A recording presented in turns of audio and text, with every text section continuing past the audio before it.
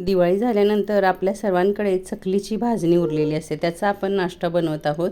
इथे मी अर्धी जुडी मेथीची स्वच्छ करून घेतली आहे आणि ती थोडी थोडी आपण सुरीने कापून घ्यायची आहे, खूप बारीक नाही कापायची। एका भांड्यामध्ये 1 वाटी चकलीची भाजणी आणि 1 चमचा गव्हाचं पीठ टाकलं आहे, अर्धा चमचा जिरेपूड, हळद, हिंग, लाल तिखट 1 चमचा आणि थोडीशी वाटलेली मिरची, आलं लसूण आणि 1 कांदा बारीक कापून टाकला आहे, कापलेली मेथी आणि थोडीशी कोथिंबीर, चवीपुरतं मीठ टाकून सगळं आपण छान मिक्स करून घ्यायचं आहे आणि थोडं थोडं पाणी टाकत त्याचा घट्ट असं पीठ भिजवायचं आहे। थालीपीठाचं पीठ असलं तरीसुद्धा खूप पातळ नाही करायचं, कारण आपण जेव्हा थालीपीठ थापणार आहोत तेव्हासुद्धा पाण्याचा हात लावूनच आपण हे थापायचं आहे।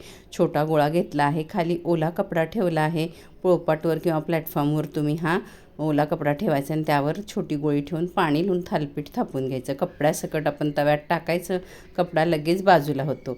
तव्यातलं थालीपीठ सुकते तोपर्यंत खाली दुसरं थालीपीठसुद्धा लावून घ्यायचं। सुकलेल्या बाजूला तेल लावून त्याच्या कडा मोकळ्या करून छान असं थालीपीठ उलटून घ्यायचं।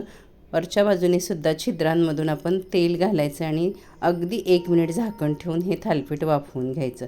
मस्त असं खमंग खुसखुशीत हे थालीपीठ तयार होतं। शिवाय मेथी किंवा पालकचा सुद्धा वापर करू शकता, त्यामुळे भाज्यासुद्धा पोटात जातात।